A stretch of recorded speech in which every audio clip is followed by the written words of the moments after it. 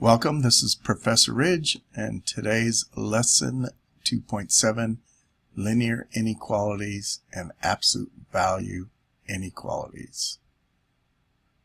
Our first learning objective for today is use interval notation. Using interval notation, indicating the solution to an inequality such as x is greater than or equal to 4 can be achieved in several ways. All right, so the first typical way to represent that solution set would be graphing it. So if you look at figure 2, let me copy that. All right, so again, looking at the figure 2 here, we can see you're going to put a dot, a closed, well, we say a closed circle. Yeah, actually, let me use blue like they did. I'll use a little darker blue here. So I'm going to put a closed circle at 4. That indicates it's x equals 4, the closed dot. And then we do a ray, the blue ray here, to indicate all the numbers that are greater than 4. And then we shade in the arrowhead to say we're going to continue on to infinity. Okay, so this represents all the numbers that are bigger than 4, and then the solid dot is the equal to 4. Okay, so this inequality is represented by all the numbers on the right portion of the number line starting at 4 and including 4. Okay, so that's one way, the graph. The next way is we can do what's called set builder notation. So set builder notation. I think I mentioned this in a previous lesson, but again, we'll do it again. Notation. So we're going to write a brace for set, and then you're going to write x, so that you read this as the set of all x's, and then the straight bar, such that, and then the condition to be in the set. Okay, so that's set builder notation. You're going to say what the variable represents or the item, whatever it is. So this set of all x's such that, now the condition, x has to be greater than or equal to 4. Right? And that's not much more useful than just, saying x is greater than equal to 4. The graph is, the old saying, a picture is worth 1,000 words, so you can kind of understand that it's all the numbers bigger than 4. And then the third way to represent it is what we call interval notation, and that's our learning objective. So for interval notation,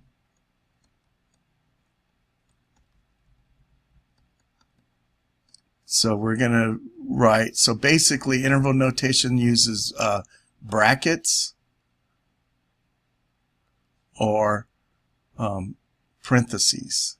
And then this first spot, this is kind of where you start, and then you stop. Same thing for here. Start, stop. Now, if it's something like this that goes on forever, we're saying that's going to infinity, so the stop point, there's no stopping point, but we put the infinity symbol for the stop. Okay, so here we're starting at 4. Now the difference between the bracket and the parenthesis, bracket includes the starting point 4, and then this one is does not include that starting point. So 4 would not be included in the set if it, and then you do an open circle. Okay, so we'll cover that a little bit later. So for this set, the interval notation would be a bracket because of the equal to. Yeah, so the brackets are for equal to, and the parentheses are for you're not including the endpoints. Now, one more exception. Infinity, you can't actually get there, so for infinity and negative infinity, we always use a parenthesis. All right, so that's all three of these represent the same set of numbers, all the numbers that are greater than or equal to 4. Okay, let's look at table 1 from the book here. So the set indicated, so all real numbers between A and B, but not including A and B. So that's going to be just strictly A is less than X is less than B. Okay, so this is the set builder notation. And again, you read it, the set of all X's such that A is less than X is less than B. Okay, so the interval notation, we're starting at A, we're stopping at B, and we're not including the endpoints, so you use parentheses. And let's see if I can squeeze in the graph. So the graph of this would be, I'm going to just kind of squeeze in the graph here. The graph would be on the number line, you would start at A, put an open circle, go to B, put an open circle, and then you shade in between, okay, on the number line. All real numbers greater than A but not including A, so that would be like the previous one we did. And again, the graph would be something like, if we're going to start at A, we're going to put an open circle, and then we're going to shade to the right for all the numbers greater than. Okay, there's the set builder, so set of all X's such that X is greater than A. And then the interval notation, we're starting at A and we're going forever. So we put infinity because we're not technically stopping. So we're going from A to infinity. And then the next one, all real numbers less than B but not including B. So that's basically, if I were to squeeze that number line in, we're going to start at B, put an open circle, and then shade to the left. Okay, so that's the set of all X's such that X is less than B. And then the interval notation. Now, since it's going to the left, so for the ends, if we're going to the left, those numbers are negatives, like negative 1,000, negative 10 million, negative so on, right? It's bigger and bigger. So we call this side negative infinity. So negative infinity to B. So the start, we're not really starting, but we're, as furthest to the left as you want to think of. So negative infinity, comma, and then we're going to stop at B. So you always read left to right when you do the interval notation. All right, the next one, all numbers greater than A, including A. So that would be all the set of all X's such that X is greater than or equal to A. And then A to infinity, and notice we're using a bracket because we're including it. So again, if I were to do the graph, I'm going to start at A, and it's going to be a closed circle now. And then I'm going to shade to the right. Put my arrowhead, shade in my arrowhead, so on. And then this one, B, set of all X's such that X is less than or equal to B. And notice, see, it's basically the same thing, but now we're including B, so we put a square bracket.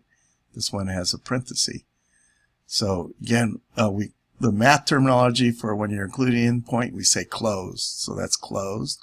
And if we don't include it, if we exclude it, that's open. So we have an open circle, closed circle.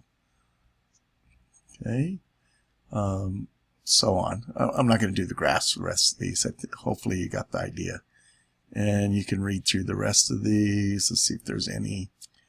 Let's look at this one. All the real numbers between A and B, including A. So A has the equal to. B doesn't have the equal to. When you look at the interval notation, you have the closed bracket, the square bracket, and then the open parenthesis, right? The parenthesis. I'll go ahead and graph this one. I know I said I wasn't going to, but can't help myself. So A, B, close, so solid dot, open, and then shade in between. Okay. Sometimes with graphs, an alternate, as you can, because sometimes that's hard to see, we could do something like this. So say here's A, here's B, and you're going to use a bracket for A and a parenthesis for B, and then shade in between. So that's a common notation too for the graph. All right, and then and notice this bottom one, all real numbers. So if it's the whole number line, you're going to start at negative infinity, which technically you're not starting, and then you're going to end, and again technically you're not ending at infinity. Okay, so it's from negative infinity to infinity. And then here, this compound inequality, all numbers less than a or greater than b. So set of all x's such that x is less than a or x is greater than b. And then, so this is two portions on the number line. If you were to graph the number line, we have a, so open circle to the left. So that's the negative infinity to a right here. And then we're going to start at b, open circle to the right. So that piece is going to be from b to infinity, b to infinity. Let's try example 1. Use interval notation to indicate all real numbers greater than or equal to negative 2. So what I like to do is visualize the number line. And so we're going to start at negative 2. We want all real numbers greater than, so that's to the right, or equal to. Equal to is the solid dot. And then all the numbers greater than be to the right. Should use a different color so you can see that, but I'll just kind of make it thicker like that. Okay, so then when I go to the interval notation, reading left to right, I'm going to start at negative 2 in a bracket because I'm including it. And then I'm going to go forever, so my stopping is just going to be the infinity symbol.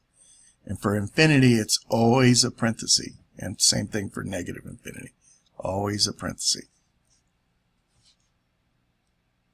Example 2, write the interval expressing all real numbers less than or equal to negative 1, or, so this is one of those compound ones, greater than or equal to 1.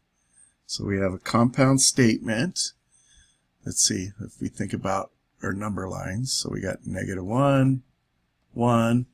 We want all the numbers less than or equal to negative 1, so the equal to part's a solid dot. And then less than that would be the stuff to the left.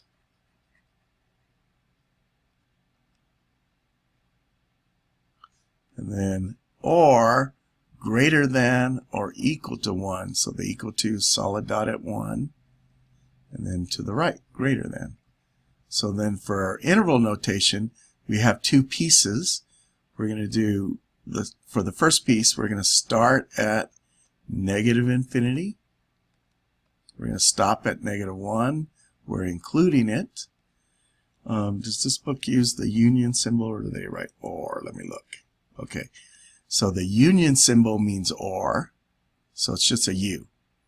Okay, let me try that again. So U. So union, which is or. Okay.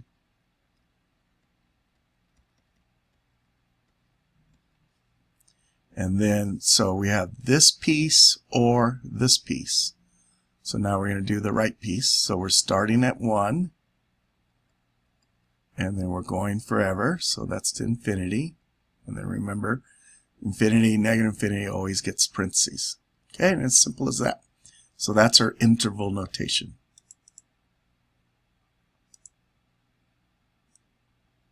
So there's our answer right there. Our next learning objective, use properties of inequalities. Using properties of inequalities. When we work with inequalities, we can usually treat them similarly to, but not exactly as we treat equalities, so equations. So basically I tell my students, you can solve it just like an equation using the addition and multiplication properties, but there's one exception. This is the key right here, one exception. When we multiply or divide by a negative number, and we're talking about multiply both sides by a negative number or divide both sides by a negative number, then you have to reverse the inequality symbol.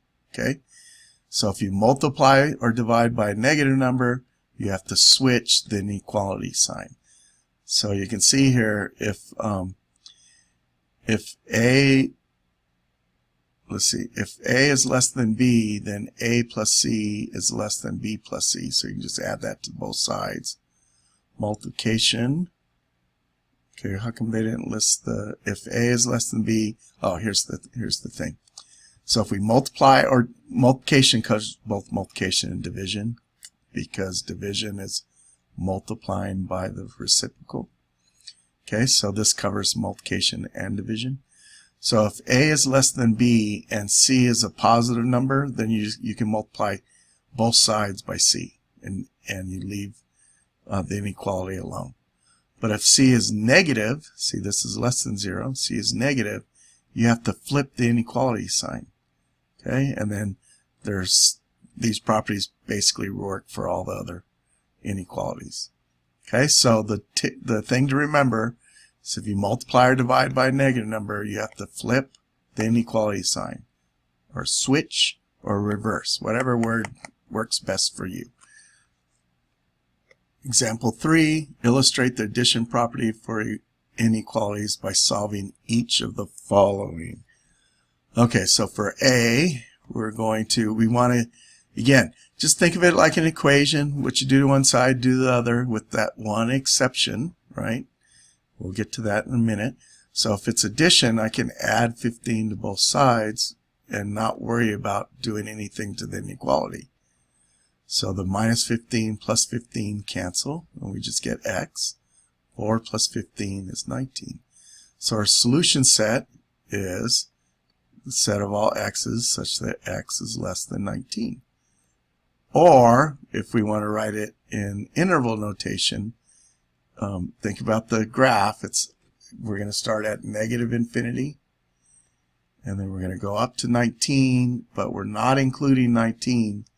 So we're going to put the parenthesis for not including 19.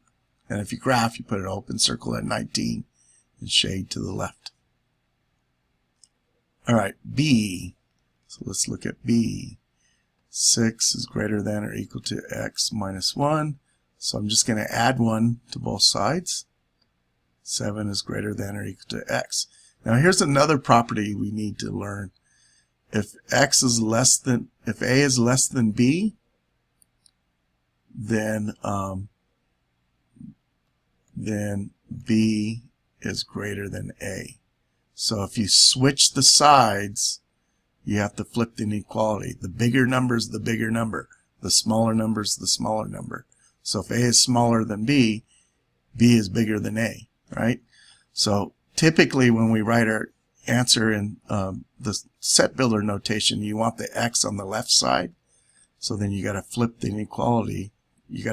I think of it as like if it's all attached together as one thing, and I get my spatula and put it in here and flip it over like a pancake. So then it'll be x is less than 7. So if I'm reading from the x, so that whole thing flips over. All right, so our interval notation will be, our solution set will be x such that x is less than or equal to 7. But we're going to start using interval notation, so let's get practice in that. We're going to start at negative infinity and go up to 7. We're including 7, so that's a bracket. And then the last one, C, we're going to subtract 7 from both sides, so x is greater than 2. And then again, our set builder notation will be x, the set of all x's such that x is greater than 2. And if we want to do interval notation, again, thinking in number line, you're starting at 2 and you're shading to the right. So it's going to start at 2, not including 2, so it's a parenthesis. And we're going to go on forever to infinity. So that's our interval notation. Now, you don't have to typically answer both of these. You're going to do one or the other, or you're going to do the graph. So they all represent the same set of numbers. And so, but typically in college algebra, we're going to be using the interval notation for our solution set. Example 4, illustrate the multiplication property for inequalities by solving each of the following. So again, we're going to treat it just like an equation. What we do to one side, we do the other. We want to get x all by itself, with the one exception. If we multiply or divide by a negative number, you have to flip the inequality sign, or you have to reverse the inequality sign, as this book says. Alright, so I want to get x by itself, so I got to divide both sides by 3. And I'm dividing by positive 3. Now don't look at the answer, it's what the step is. We're dividing by positive 3, so I can leave the inequality alone. So 3 divided by 3 is 1, times x is x. 6 divided by 3 is 2. So my solution set is going to be, let's just do the interval notation now. So it's going to be from negative infinity to 2. Alright, B. Negative 2x minus 1 is greater than or equal to 5. I'm going to add 1. Negative 2x is greater than or equal to 6.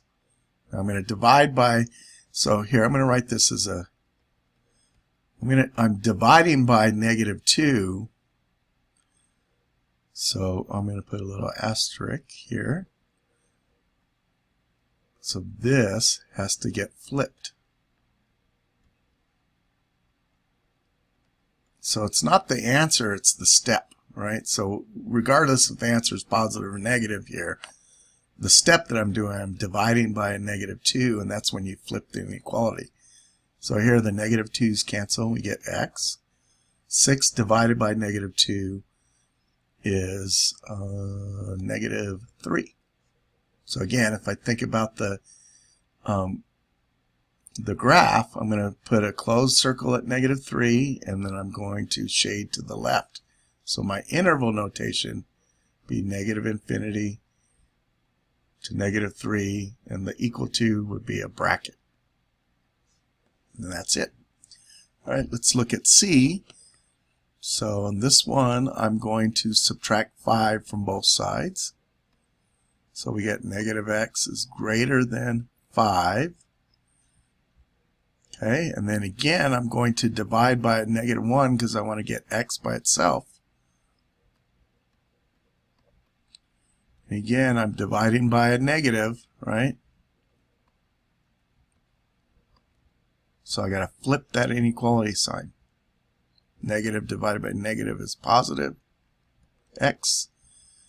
5 divided by negative 1 is negative 5. And just like the one before, I'm going to start at negative 5 and shade to the left. So my interval notation would be negative infinity to negative 5. And our next learning objective, solve inequalities in one variable algebraically. Example 5, solving an inequality algebraically. And as we've shown in those previous examples, the technique is just like an equation, with the one exception. If you multiply or divide both sides by a negative number, you're going to reverse the inequality sign. Or I like to say flip the inequality. Okay. Let's see here. So we want to kind of go the same outline as linear equations. So we're going to simplify the sides. They're done. We want to get all the x terms on one side. Now there's two schools of thought here. You can keep the x's positive so you don't have to worry about flipping it. Or when we do our final answer, we like the x on the left side and then the inequality and then the number. Okay, so either way, whichever way you want to do it, I'm going to make them positive and then worry about flipping it at in the last step. Okay, so I'm adding 7x, so I got 13 is greater than 17x minus 4. Normally I would do those two steps together, this step and the one I'm doing now. I want to get x by itself, so I'm going to add 4 to both sides. So 17 is greater than or equal to 17x. Now on the side with the variable, we're going to divide by the coefficient. So we're going to divide by 17. 17 now we're dividing by a positive 17, so we can leave the inequality alone for now. And then this will be 1x. And remember, when we write our answer, whether we do interval notation or set builder notation, you want to flip this inequality around because you want the x on the left side when you put it in your set builder notation. Now if you're going to write this in interval notation, think about the graph. You're going to start at 1. So if I think about the graph, I'm going to do a closed circle at 1, and then less than is going to be shaded to the left. Okay, now that's provided it's in the, the variable, the inequality, and then the number less than shading to the left. But you can see these are the same thing. So here, this is a greater than symbol, greater than or equal to. Here's a less than or equal to. So remember, it's the solution set is what makes the statement a true statement.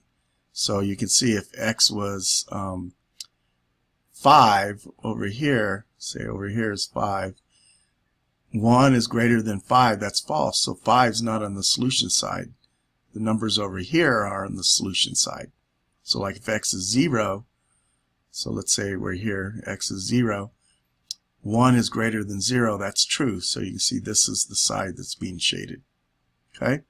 So again, these are equivalent statements. Now if I did the interval notation, we're going to start at negative infinity.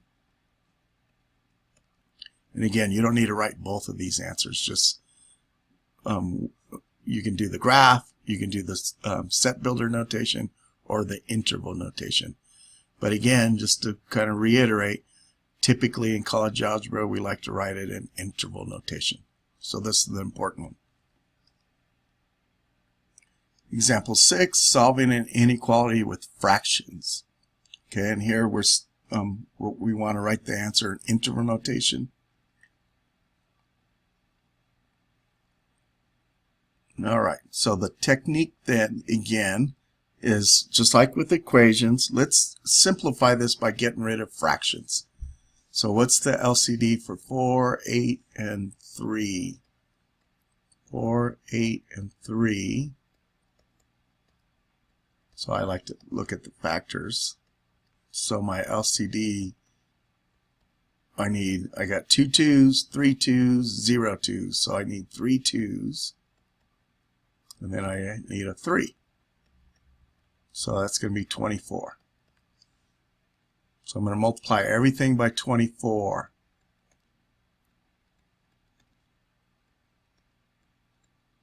So 24 times 3 divided by 4, or I do the canceling first, actually. So 6 times 3 would be negative 18x. It's greater than or equal to. Here 8 divides into 24 3 times. 3 times 5 is 15, and then the negative. And then 3 goes in 24 8 times. So 8 times 2 is 16x. I want to get all my x terms on one side. So let's subtract 16x. So that's negative 34x. And then I'm going to divide by negative 34, so that has to get flipped. So negative 34 divided by negative 34 is 1 times x is x. The negative cancel, make positive. 15 over 34, I do not believe it reduces, so we just write 15 over 34. Let me try that again. And my solution set, again, if you think of the graph, you're going to start at 15 over 34, which is a little less than a half. Put a closed dot there, and then you're going to shade to the left. So the interval notation is going to be from negative infinity to this number. That's where we're going to stop. If we're thinking left to right. And we're including the endpoint, so we put a bracket. And that's it. Understanding compound inequalities. A compound inequality includes two inequalities in one statement. A statement such as 4 is less than x is less than or equal to 6 means 4 is less than x and x is less than or equal to 6. There are two ways to solve compound inequalities. You can separate them into the two separate inequalities. So like right here what it means. Or you can leave the compound inequality intact and perform operations on all three parts. So think of it as having three sides instead of two sides. And so you perform the operation on all three parts at the same time. All right, so let's look at this first one. We're going to show both methods. So let's start with separating it into the two statements. So this is a compound inequality, which means 3 is less than or equal to 2x plus 2, and at the same time 2x plus 2 is less than 6. Alright, so if I solve this one, I'm going to subtract 2. So 3 minus 2 is 1. 2's cancel. So we get 2x. And then I'm going to divide by 2. 2's cancel. So x is greater than or equal to 1/2. And notice I said greater than because I was reading from the x. If I read left to right, it's 1/2 is less than or equal to x, right? X is greater than or equal to. So if I read from the x, this is the bigger number. X is greater than 1/2. Greater than or equal to. Okay. And now do this one. I subtract 2. So 2x is less than 4. Divide by 2. So x is less than 2. So x is greater than 1/2 and at the same time less than 2. So if you think on a number line, so if this is 1/2 and this is 2, we want all the numbers that are greater than or equal to 1/2 and at the same time less than 2. So that's this overlap in here. It's all the numbers in between. This is the in between statement. This one's going to be solid dot because of the equal to, and then this one's going to be an open dot. Okay, so the interval notation would be from 1/2 to 2. So 1/2, the interval notation can be thought of as an in between compound statement like that. So it'd be from 1/2 to 2 with a parenthesis. Okay, now the other method is basically you just know that it's a compound statement, a compound and statement. You should say that. I don't know if they emphasize that in this book, but that's important. Think of it having three sides, and you want to get x all by itself in the middle. So you're going to subtract 2, and you're going to subtract 2 from all three pieces. So 3 minus 2 is 1. And then here the minus 2's cancel. You get 2x in the middle. 4 minus 2 is, or 6 minus 2 is 4. And now again, our goal is get x all by itself in the middle. We want to get x by itself. So we're going to divide by 2, and then we're going to divide all three pieces by 2. And then you get 1/2 is less than or equal to, 2's cancel. You get x is less than 4 divided by 2 is 2. And then again, when you think of the interval notation, now the shortcut, if it's written this way, it's in between. If you can kind of think of, if you were to sandwich, just kind of ignore the middle part and sandwich this together, those inequalities have to be the same direction. Ignore the equal part for a minute. So if this statement is true, 1/2 is less than 2, then this statement represents an in-between, and I don't have to think of it as the two separate things. I can just say, all right, it's going to be in between 1/2 and 2, and just go straight to my interval notation. Okay, so that's the benefit of doing it this way. Example 8, solving a compound inequality with variables in all three parts. Solve the compound inequality, 3 parts. Anyway, now, from what we just learned about, okay, try to get the x all by itself in the middle. Well, the problem with this is you have x in all three parts. So if you were to try to move this x over to here, then you're still going to have an x on this side. So you can't do it with that shortcut. You have to write it as a compound statement. So we're going to rewrite this as 3 plus x is greater than 7x minus 2, and at the same time 7x minus 2 is greater than 5x minus 10. Okay, so you have to do it separately. Okay, so let's see, let's subtract x. So 3 is greater than 6x. Add 2. So 5 is greater than 6x. And then divide by 6. X. Oh, 5, 6 is greater than x. I think I said it wrong earlier, but again, you get, if you're reading from the right to left, when I read this way, 6x is less than 5. If I read left to right, 5 is greater than 6x. So anyway, let's see. So technically that is a greater than symbol because we read left to right, but you know, if I want to read this from right to left, x is less than 5, 6. Alright, so on this one, same thing. We're going to subtract 5x. I don't know what I had there. Subtract 5x. So we get 2x minus 2 is greater than negative 10. We're going to add 2. 2x is greater than negative 8. Then we're going to divide by 2. X, and now we're dividing by a positive 2, so even though this is a negative number, we're not dividing by a negative number. We're dividing by a positive number, so that's no problem. You don't have to worry about switching. So x is greater than negative 4.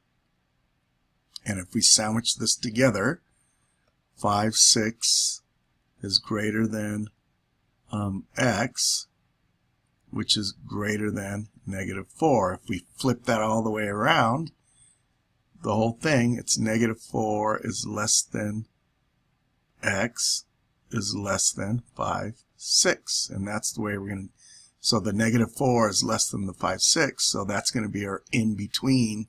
And we can go straight to the interval notation, be negative 4, comma, 5, 6.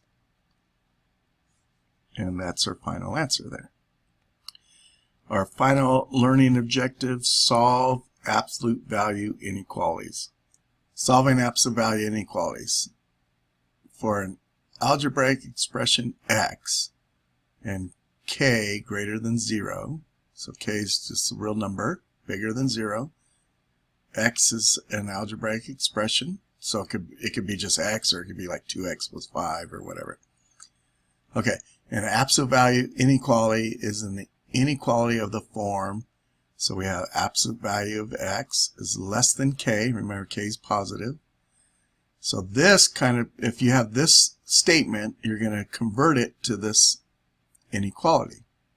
Okay, so x could be, well, again, if I'm reading from the middle, x is greater than negative k, and at the same time, x is less than k. So negative k is less than x is less than k. And then if it's a greater than statement, absolute value of x is greater than k, you're going to convert to this statement. X is less than negative k, or x is greater than k. These statements apply to absolute value of x is less than or equal to. So basically, if there's the equal to here, you just put the equal to in the statement. All right, let's look at example 9. Determining a number within a prescribed distance. Describe all values x within a distance of 4 units from the number 5. So let's think about this on the number line. So if I have a number line, okay, and let's see, 4 distance from 5. So x is 4 distance from within a distance of 4. So you want to go 4 units here, 4 units here. So let's see, describe all values x. I think the idea here is we're going to use the absolute value. So the way that you would do this is the distance between x and 5, that's what the is, you're going to subtract.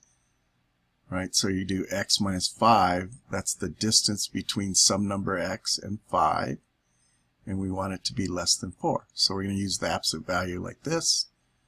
And then if I wanted to solve it using the property up here, is less than, we can do it two ways. We can write it as this form here, or we can use the equivalent, the AND statement. So let's do it the way it's written up there. So -4 is less than x minus 5 is less than 4. So I'm using this rule here.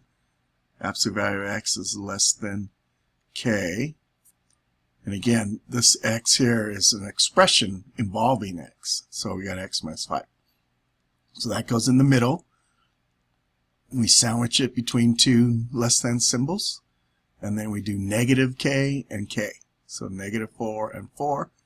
Now, if we do it like the example, 2 examples before, we're going to think of this as 3 pieces, and we want to get x by itself in the middle. So x is less than 4 plus 5 is 9, and then on this side, -4 plus 5 is 1. So you can see if I did 4 units this way, this would be 1, and then 4 units this way, this would be 9.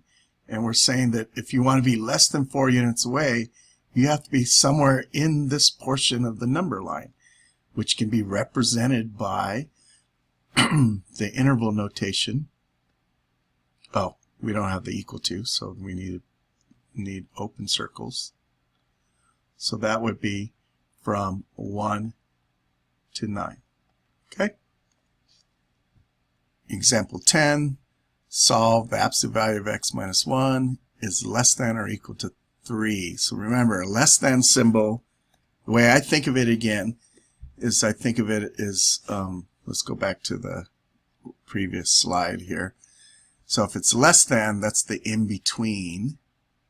And if it's greater than, that's the two. If I were to look at the number line, it would be the outside pieces with the OR statement. Okay, so we're going to do less than, that's the in-between like I did in this example 9. So the in-between, you're going to start with whatever's inside the absolute value. And that's going to be in the middle, and you're going to sandwich it in between the less than or equal to symbols. And then you're going to put the opposite, so -3, and then that one you're going to leave alone. Okay, so it's going to be in between -3 and 3. And then we solve this statement, thinking of it as having 3 pieces. So we get -2 is less than x, is less than 4. And then we can go straight to the interval notation when it's in between. And the equal to, we're going to use brackets. So we're going to start at 2, all the numbers up to 4, including 4. So that's our solution set in interval notation. Example 11, using a graphical approach to solve absolute value inequalities. So given the equation y equals -1/2 absolute times the absolute value of 4x minus 5, and then plus 3, determine the x values for which the y values are negative. So basically, we're going to look at the graph of this. So let's go to Desmos. Okay, so I went to Desmos.com, typed in the graph, the equation. Okay, and we look at the graph. Now notice these endpoints here. Let me copy and paste this onto my writing board. So let's see here.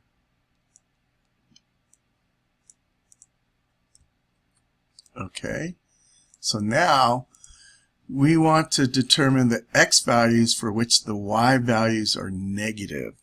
So y equals 0 is the x-axis. If I go above y equals, this is this portion of the graph, y is greater than 0, this is above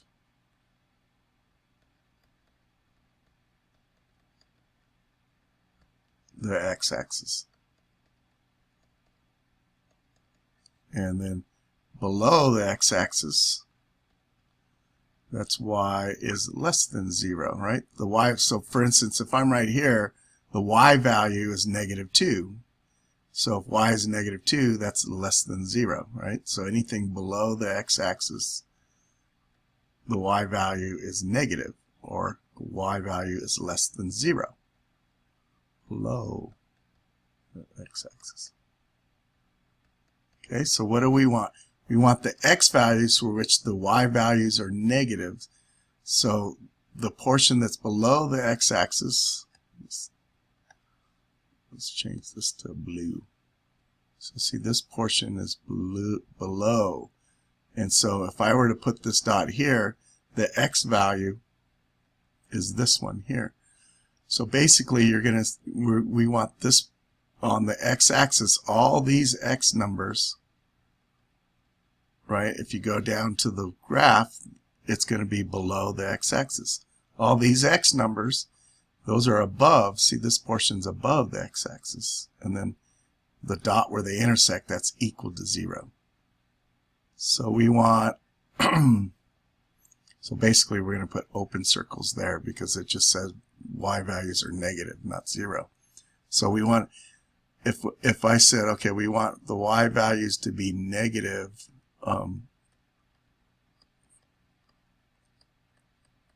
basically they're asking us to solve this question, the y values. So this is equal to y. We want y values to be negative, which is less than 0. So you look at the graph and say, oh, it's just this piece. So it's going to be negative infinity. So it's going forever this way. So negative infinity. And we're stopping. What's the x value here? The x value is negative 0.25, or 1/4 if you change it. Okay, union. Now what's this piece? That's going to be 2.75, comma, and it's going forever, infinity. And again, right, this portion's below. So we want the x values that make it below. Right, so that's how you do it. So it makes it real easy if you understand that connection. And that brings us to the end of this lesson, and I would encourage you to do all the exercises, or all the odds at least, in the end of the section, and I'll see you next time.